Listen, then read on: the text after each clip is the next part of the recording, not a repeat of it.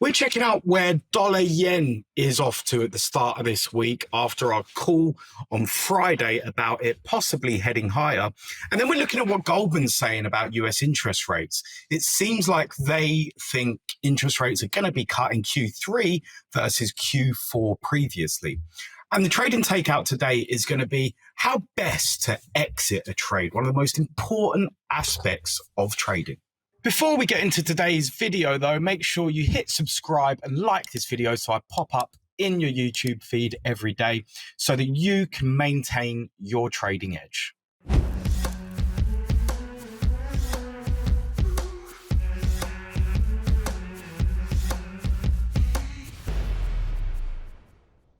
Now, you might recall from last week's video, I think it was Friday or Thursday, I believe it was Friday, that I'd mentioned the 200 daily moving average in line with dollar yen.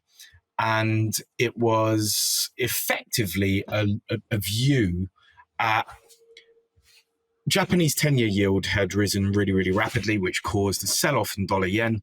And we'd sold right off into the 200 daily moving average. I think when I had mentioned this, we were trading at around 144, just above there. We're now trading at 146.17. And this is after, Friday's action of, technically rebounding off of that 200 daily moving average, but also some comments that have come out of the BOJ today. And I'm just going to get them up very quickly. Let me share this tab. Where are we? They should be out anyway. Here we go. BOJ is said to need BOJ said to see little need to end negative rates in December. Very dovish there. Instead comes to a decision based on data up until the last minute. In my view, this is really cancelling out any narrative of the Bank of Japan being able to hike. Lacks proof of sustainable inflation. Massively dovish there. Not yet seen sufficient evidence of wage growth, which would support sustainable inflation. Now, that is the really key bit, because this is what the market was basically banking on for a rate hike in spring from the Bank of Japan. You can see there that it moved 50 ticks off of the initial reaction, and then it moved up another 45 ticks after that. So basically up 100 ticks off of this series of comments. My view is that this should be retained, and the way that things will have to operate, if you're looking at downside in dollar yen, is that it would have to be US focused. It would have to be dollar weakness focused rather than yen strength focused.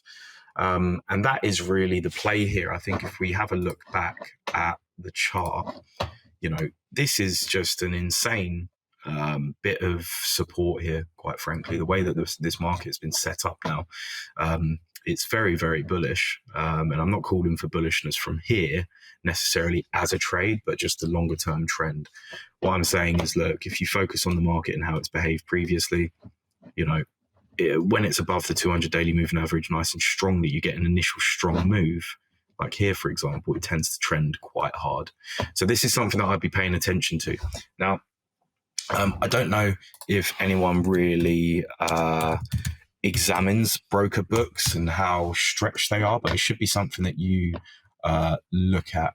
Now, I'm just going to have a look at one big broker that's not named, who tends to do quite a lot of flow. And what you'll notice is that 68% of their clients are short on the market. Okay, I'm not going to advertise them in this video, but if you type in USDJPY sentiment, it should be one of the first ones that pop up. That is probably a very good idea as to where the market is going, since the crowd tends to be wrong, right? And this is one key piece of confluence that I usually add into every single idea that I have. It is how stretched is this specific broker's book, because they tend to be quite large, and they tend to have a lot of, lower end retail punters on there. So definitely something to pay attention to when it comes to looking at fast moves. How stretched is a specific book? And is there something that could really trigger the stops for those traders that are very stretched one way? Buried amongst all of these headlines today is this one here. Goldman Sachs brings forward its forecast for the first Fed rate cut to Q3 2024 from Q4 2024.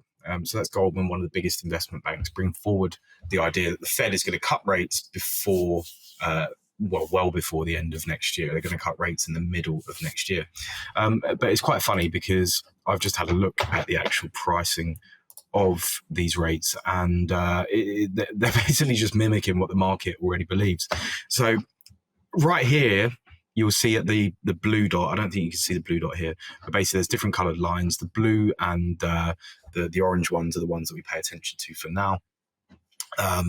And the other ones are basically the other terms from different dates. So you can see here, for example, from the this is in UK date, of course. So the 8th of November, you can see, and the green line is what it was reflecting, the term structure there. And then along here is you've got all the different months, so the different contract months of the Fed funds futures market. On the y-axis, what you're seeing is, so 100 minus this number is what the range is. So if you can see here, we're at, say, current 94.66.8. This would be 5.25% effectively. Okay, 5.25% to 5.5%, or 525 basis points to 550 basis points. That's actually how interest rates are recorded. The Fed funds futures is a target range. So it stays in between that target range. It doesn't necessarily stay fixed all the time. But the key bit that we want to focus on, that's just a little bit of background, is this month here. So they're saying Q3 of 2023. Now, this is exactly what the market is suggesting already. So the market has suggested that this is when that is going to happen. You know, there is no real crazy belief behind this. This is literally what interest rate markets are pricing right now. So you can see here that there's a move of about 25 basis points. It's not huge. 25 basis points into July, into July's contract. And then you can see that it gradually increases throughout. Now, this is a big far cry from the 1st of December, though, when it was actually an even greater rate cut potential. So, you know, there has been a softening, and this is mainly due to probably the US growth data that came out, and also the employment numbers on Friday, the NFP, of course, which was, again, another blowout. There were some caveats there, though. It was that a lot of workers have returned from striking, so they added to the employment data the new jobs created. It all gets very technical and silly. But effectively, the US employment situation is very, very strong.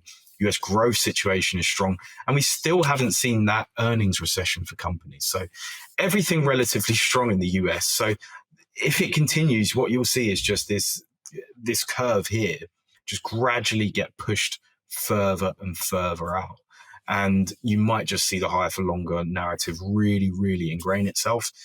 I do think, though, that people are neglecting the fact that we have had two massive tail risk events in the last couple of years, and they kind of coincide. They keep coming. It's a strange one.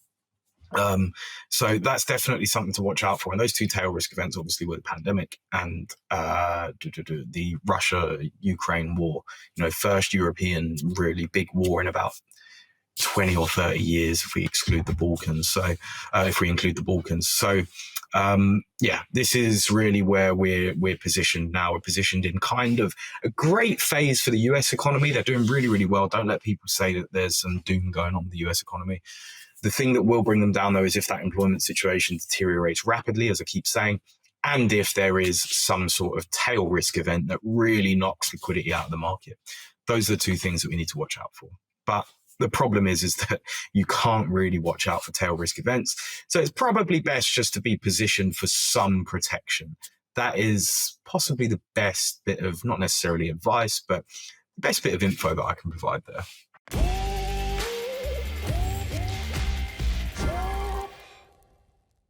Today's trading takeout is going to be something that's very, very important, but rarely actually spoken about enough, and that is how to exit trades. And I'm going to show you how I tend to do it. And I'm going to use the example of the dollar yen trade. So let's say, for example, we'd entered the trade at the 200 daily moving average, and we've got a few positions right in this area.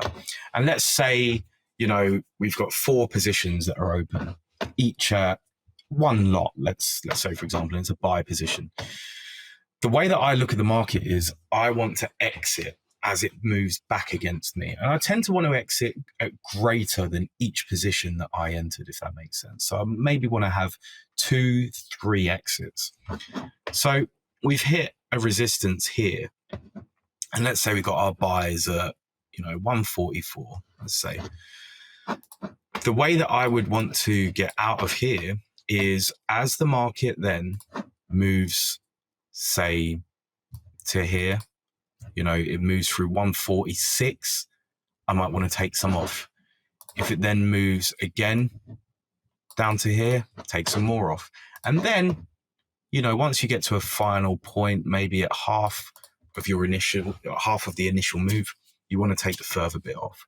So you want to do it in stages to allow yourself room for, if the market does, come back, but then bounce again, you want to be in the market still and still be able to retain things, because at the end of the day, you want to let your winners run for as long as possible. But at the same time, you want to be comfortable that you feel like you've banked some money and you can actually see that money physically in your trading account.